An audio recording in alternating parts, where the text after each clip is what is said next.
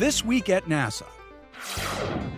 Scientists now believe Earth's nearest neighbor, Venus, is more like our planet than they previously thought.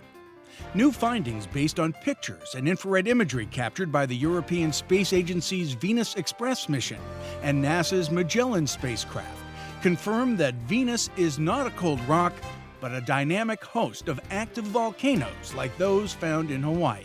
The fact that we've discovered this volcanism that's pretty recent on the surface of Venus definitely moves us towards a picture of Venus where it continues to have volcanism today and in a lot of ways is more like the Earth than we had imagined. Relatively young lava flows within the last 3 million years have been identified by their emissions of infrared radiation. These observations suggest Venus is still capable of volcanic eruptions. Venus Express has been in orbit around the planet since April 2006. Opportunity, the Mars exploration rover, has reached another milestone in its travels around the red planet. The rover has covered more than 12.5 miles since landing on Mars 6 years ago. Opportunity has explored a series of craters on the plain of Meridiani and now is traveling to another destination, the Endeavour crater that's 7.5 miles away. If Opportunity continues heading directly to the crater, stopping only to recharge its batteries, the trek should take the rover about 2 more years. The first full-scale friction stir-welded and spun-formed tank dome was unveiled by NASA and its partners at a special ceremony at the Marshall Space Flight Center. It's terrific to be here in person to publicly thank this team and to recognize the great efforts that have come out of this work over the last 4 to 5 years. It's been a terrific effort. Tank domes are a necessary component in fuel tanks for securing liquid propellant. The 18-foot prototype was developed using cutting-edge manufacturing techniques that, by eliminating complex welding, machining, and inspection steps, are proving more reliable and less expensive. They can create domes for any large liquid propellant tank.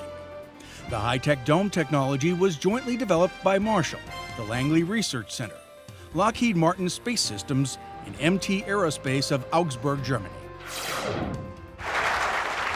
4 members of the STS-130 Endeavour Space Shuttle crew expressed their appreciation for employees of the Marshall Space Flight Center during a recent visit.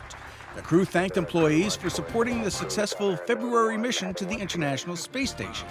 Among other contributions, Marshall provided the 3 main engines that powered the crew on their 14-day mission. At 1,800 miles per hour. Commander George Zamka, pilot Terry Verts, and mission specialists Steve Robinson and Nicholas Patrick recapped their time in space with a special video presentation. How did it feel to be weightless?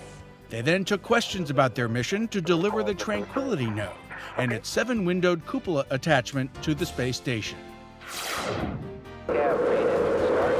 29 years ago, on April 12, 1981, Space Shuttle Columbia was launched from the Kennedy Space Center.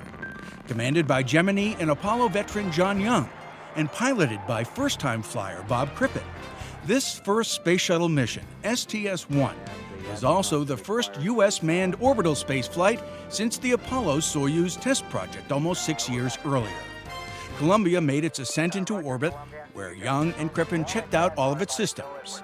The orbiter landed safely at Edwards Air Force Base, California on April 14th, after 37 trips around the Earth. We had practiced a lot of malfunctions and things, and we were checking out all the systems and making sure everything worked, and it worked beautifully. I wanted to make sure that I did my part of the mission well, and it was fun all the way. And that's This Week at NASA. For more on these and other stories, log on to www.nasa.gov.